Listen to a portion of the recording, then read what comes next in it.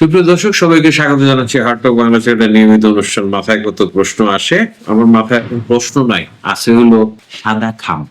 দর্শক, আপনাদের মনে আছে কিছুদিন আগে, যে 4-5 দিন আগে তারেক রহমান রাতের বেলা প্রায় 11-12টা বা এরকম সময়ে গুলশানের যে অফিস থেকে, দলীয় কার্যালয় থেকে বেরিয়ে বাসায় ফিরছিলেন, সেখানে 65 নম্বর রোডে তার গাড়ি বহর যখন ছিল, তখন ওই যে তার যে বুলেট প্রুফ গাড়িটা, সেটার কাছে একটা সাদা খাম সাটিয়ে একজন বাইকার চলে গিয়েছেন। তো এই ঘটনাটা কিন্তু আমাদের, তো আমরা একটু বিস্মৃতি পরায়ণ, আমরা একটু ভুলে যাওয়ার বিষয় থাকে। আমরা আবার কিছু জিনিসকে গুরুত্ব দিতে চাই না। হতে পারে এটা একটা গুরুত্বহীন ঘটনা, হতে পারে এটা কোনো একজন অ্যাডভেঞ্চার বিলাসী মানুষ এটা করেছে, কিন্তু প্রশ্নটা থেকেই যায়। কেন থেকে যায় সেটা হচ্ছে যে আজকে একটা মিডিয়াতে এই বিষয়টা নিয়ে একটা খবর ছাপা হয়েছে। সেটা হলো তারেক রহমানের গাড়িতে লাগানো সেই রহস্যময় খামে কিছুই ছিল না।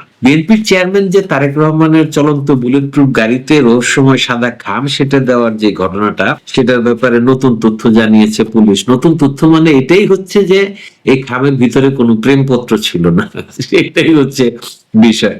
তো আমি ভাবতেছিলাম যে আচ্ছা, এই ঘটনাটাকে আমরা কি গুরুত্ব দেব, নাকি ওই যে মানে একটা বিষয় আছে, কোরআন শরীফেও বলা আছে যে এই পৃথিবী রহস্যময়, জগৎটা রহস্যময়, সব রহস্য আমরা জানতে পারি না। এটা কি ওইরকমই কোনো একটা ঘটনা?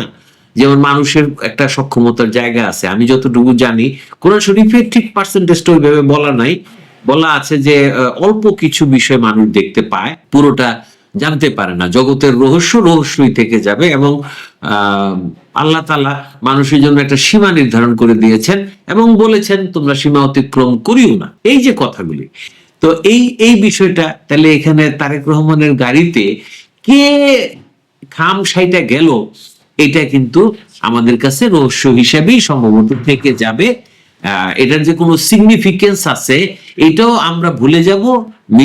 আমাদের মিডিয়াগুলি যেটা করে সেটা হলো যে গরম গরম ঘটনা নিয়ে নতুন তৈরি করে, ফলো আপ বিষয়টা খুব কম থাকে।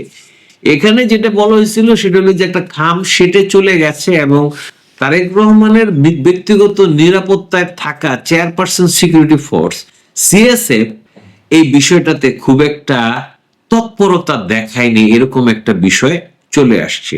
যেটা এই যে আজকে প্রকাশিত মিডিয়াতে প্রকাশিত সংবাদে যেটা আছে, সেটা শেষ অংশটা আমি একটু পড়ি, তাহলে বুঝতে পারবেন।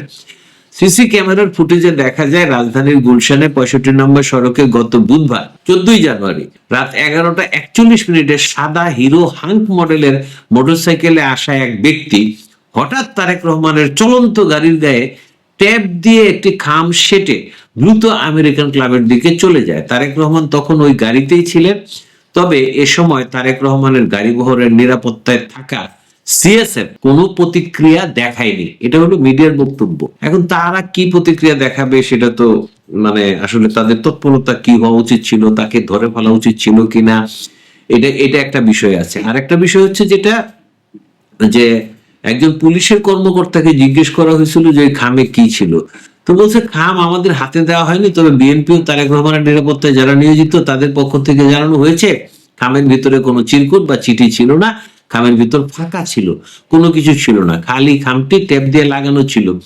তবে কি উদ্দেশ্যে এমন কাজ করা হয়েছে তা তারা তদন্ত করে দেখছে, এবং তারা এটাও জানাইছে যে ওসি, গুলশান থানার ভারপ্রাপ্ত কর্মকর্তা ওসি রাকিবুল ইসলাম গণমাধ্যমকে যেটা জানাইছে, বলছে আমরা নিজ উদ্যোগে একটি সাধারণ ডায়েরি করেছি, ঘটনাস্থলে সিসিটিভি ফুটেজ সংগ্রহ করে বিশ্লেষণ করছি, কিন্তু ফুটেজের ভিজুয়াল পরিষ্কার না থাকায় মোটরসাইকেল এবং চালককে শনাক্ত করতে পারছি না, তবে আমরা চেষ্টা করে যাচ্ছি। এখন দেখা যাক, অপেক্ষায় থাকি যে ওনারা কি ধরনের চেষ্টা করছেন। একটা জিনিস হচ্ছে এখন টেকনোলজি অনেক উন্নত, আমরা এই যে এই সমস্ত কথা যে পরিষ্কার ছিল না, এগুলিকে পরিষ্কারও করা যায়, চেহারাটা বের করে ফেলা যায়, এবং অপরাধ বিজ্ঞানে কিন্তু বহু আগের থেকেই যে একটা সামান্য ক্লু থেকে, এমনকি একজন অপরাধীকে একজন দেখেছেন তার বর্ণনা থেকেও ছবি এঁকে নেওয়া যায়।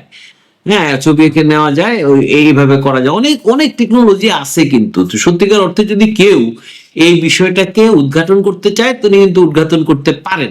এখন এই ধরনের ঘটনা কোনো খারাপ কিছুর ইঙ্গিত দেয় না?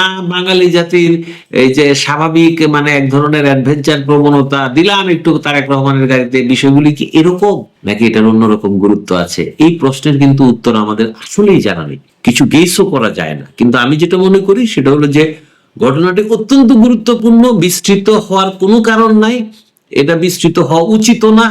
সর্বোচ্চ নিরাপত্তা যার জন্য নিশ্চিত করা হয়েছে বলে আমরা জানি, তার সাথে যদি এই ধরনের একটা ঘটনা ঘটে তাহলে সেটা কোনো অবস্থাতেই ভালো কিছুর ইঙ্গিত দেয় না। দর্শক, আপনাদের মতামত জানাতে পারেন। ধন্যবাদ এখনকার মতো।